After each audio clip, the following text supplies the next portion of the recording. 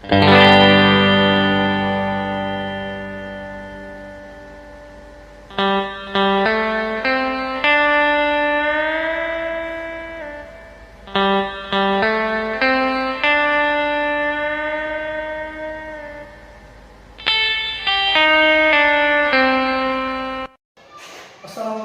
warahmatullahi wabarakatuh.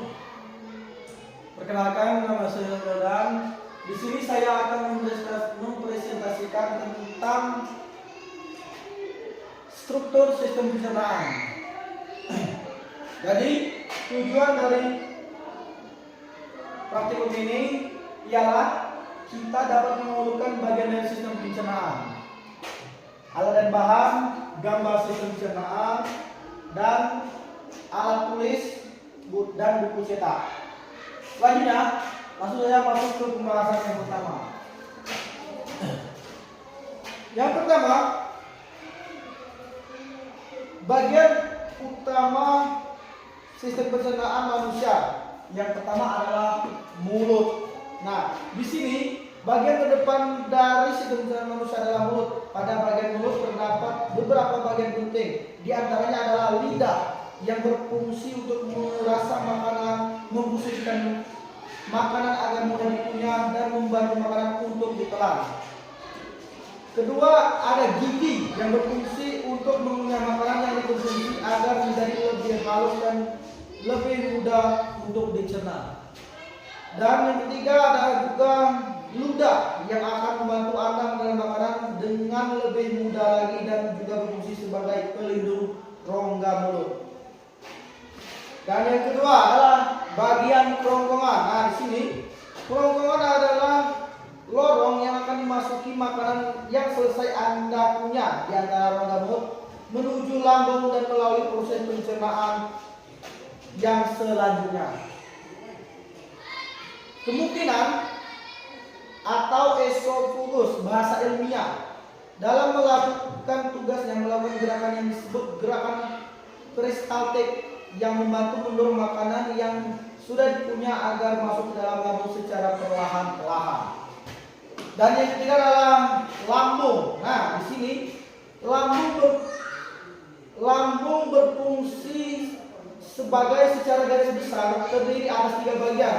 Ia memiliki fungsi penting dalam sistem pencernaan. Salah satunya adalah menghasilkan asam klorida yang akan membasmi semua mikroorganisme yang ada pada makanan yang kita konsumsi. Dan yang keempat adalah usus besar, usus halus. Nah, usus halus di sini memiliki beberapa bagian, di antaranya adalah usus 12 jari, usus kosong dan penyerabang. Ada banyak proses yang terjadi pada usus halus. Di antaranya, usus halus juga memproduksi berbagai macam enzim yang dapat mengubah beberapa zat makanan menjadi kandungan yang dibutuhkan tubuh agar lebih mudah diserap. Dan yang kelima adalah usus besar. Nah, di sini usus besar berfungsi sebagai tempat sisa makanan kemudian berada dan nantinya akan dibusukkan menggunakan bakteri Escherichia coli sehingga bisa menjadi kotoran yang kemudian akan dibuang melalui anus. Nah, dan yang terakhir adalah pada bagian ujung anus yang adalah anus. Nah, pada bagian ujung usus besar inilah yang disebut dengan rektum yang merupakan jalur yang akan dilalui kotoran menuju ke tempat pembuangan terakhirnya yaitu anus. Nah, sedangkan anus seperti yang kita semua ketahui merupakan lubang di mana kotoran akan dikeluarkan dari dalam tubuh untuk dibuang. Nah, di sini urutannya ialah urutan pencernaan makanan pada manusia, yaitu makanan akan masuk ke mulut dan melalui proses pengunyahan agar menjadi halus, lalu diteruskan ke dalam lambung secara sedikit demi sedikit melalui kerongkongan. Setelah berada di lambung, makan akan dilakukan proses pencernaan kimiawi yang berkaitan dengan enzim dalam lambung. Makanan selama kurang lebih 3 atau 4 jam. Setelah itu diteruskan ke usus halus. Pada usus halus inilah nantinya makanan itu akan dipilah dari kandungan yang diperlukan tubuh dan sisa makanan.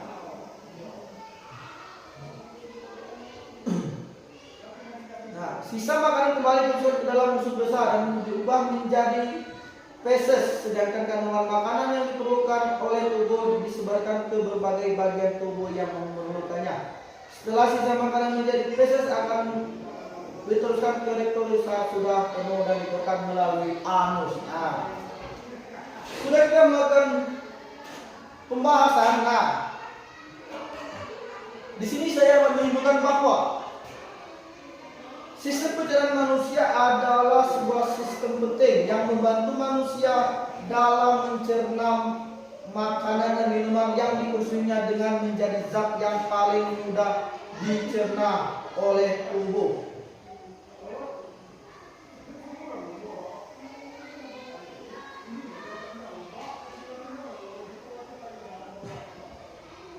Ada juga berbagai kandungan penting di dalamnya yang bermanfaat untuk organ dalam dan bagian secara keluar, di mana juga di situ dapat proses pencernaan makanan yang dibutuhkan dengan gerak-gerakan seperti mengunyah, menelan, menghancurkan, dan dilakukan dan meremas makanan. Nah, dan seterusnya dari pengamatan sistem di atas dapat juga kita simpulkan bahwa sistem pencernaan makanan yaitu mulut, kerongkongan, lambung, usus halus, usus besar, dan anus. Jika sudah masuk ke pertanyaan.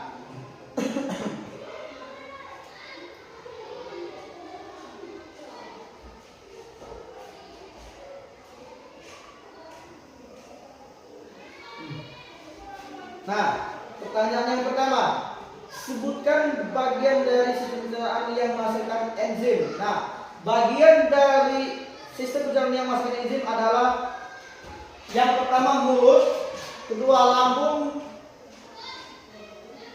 3 pankreas, dan yang terakhir adalah usus halus.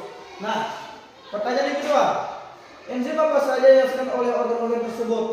Nah, enzim yang dihasilkan adalah rongga mulut mengandung kelenjar saliva atau air liur. Kelenjar liur mengeluarkan enzim lisozim, betaine, proteinase, dan amilase. B. Lambung mengeluarkan asam hidroklorik atau HCl yang dapat membunuh bakteri dan menyediakan lingkungan asam untuk aktivitas enzimatik, yaitu enzim protease. Selain itu, sel di lambung juga membuat enzim lain, yaitu renga-gelatinase dan lipase lambung. C. Pankreas adalah organ seluruh pencernaan yang merupakan sumber utama enzim lipase. Sel di pankreas juga membuat jenis amilase lain yang disebut amilase pankreas. Pankreas juga membuat kelompok enzim protease lainnya, yaitu trypsin dan chymotrypsin. Selain itu, pankreas juga membuat kelompok enzim lainnya, termasuk fosfolipase, karbopeptidase, elastase, nuklease. Dan yang terakhir, usus halus membuat enzim yang disebut maltase, sukrase, dan laktase. Nah, pertanyaan yang terakhir adalah, enzim tersebut dapat mengubah zat makanan apa saja dan menjadi apa? Uraikan dengan jelas. Nah, enzim lisozim memiliki sifat antibakteri yang dapat memberikan perlindungan terhadap bakteri.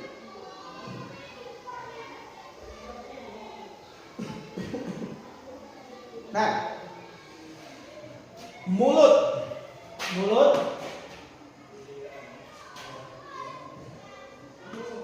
kelenjar saliva fungsinya ialah memecah pati atau amilum menjadi maltosa.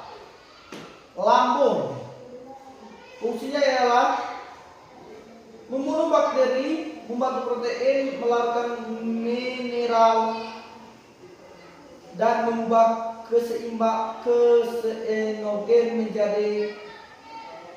menjadi kasein. Enzim karbohidrase pankreas mencerna amilon menjadi maltosa atau disakaria lainnya. Enzim lipase pankreas mengubah emulsi lemak menjadi asam lemak dan gliserat. Enzim tripsin mengubah protein menjadi polipeptida dan enzim amilase pankreas mengubah amilon menjadi disakarida maltosa. Dan yang terakhir adalah usus halus. Nah, di sini ini usus halus terdapat beberapa enzim. Yang pertama, enzim enterokinase mengubah trypsinogen menjadi tripsin yang digunakan dalam saluran trakea. Enzim maltase mengubah maltosa menjadi glukosa. Enzim laktase mengubah laktosa menjadi glukosa dan galaktosa. Enzim sukrase mengubah sukrosa menjadi glukosa dan fruktosa. Enzim peptidase mengubah polipeptida menjadi asam amino. Enzim lipas mengubah lemak menjadi asam lemak dan gliserat. Dan yang terakhir adalah empedu mengemulsikan lemak. Nah, jadi selesai sudah presentasi saya tentang struktur sistem pencernaan. Nah, di sini saya telah mengurutkan bagian sistem pencernaan. Mungkin ada keliruan atau kesalahan. Kalau saya mohon maaf. Saya tutupi atau akhiri. Wassalamualaikum warahmatullahi wabarakatuh.